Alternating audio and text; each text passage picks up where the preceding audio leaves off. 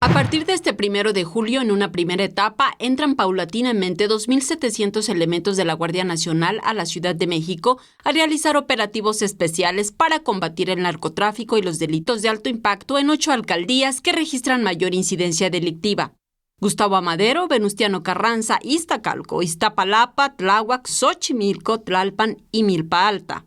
Al mismo tiempo, se reforzarán las otras alcaldías con el Comando de Operaciones Especiales de la Secretaría de Seguridad Ciudadana y sobre todo con mayor presencia de la Policía Preventiva y mayor patrullaje con la entrada de la nueva infraestructura en patrullas.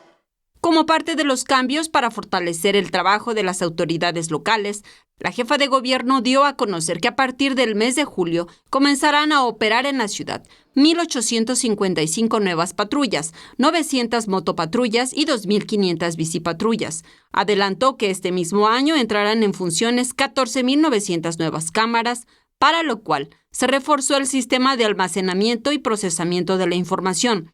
¿Qué debemos mejorar?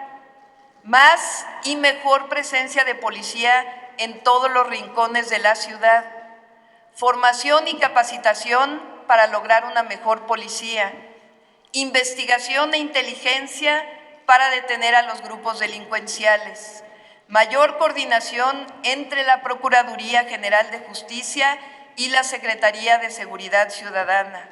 Claudia Sheinbaum dijo que un elemento fundamental de la estrategia no solo es el fortalecimiento de la policía, sino el fortalecimiento de la inteligencia en la ciudad, en combinación con el Ministerio Público. En las imágenes, Javier Cordero, Saray Mariscal, 21 Noticias.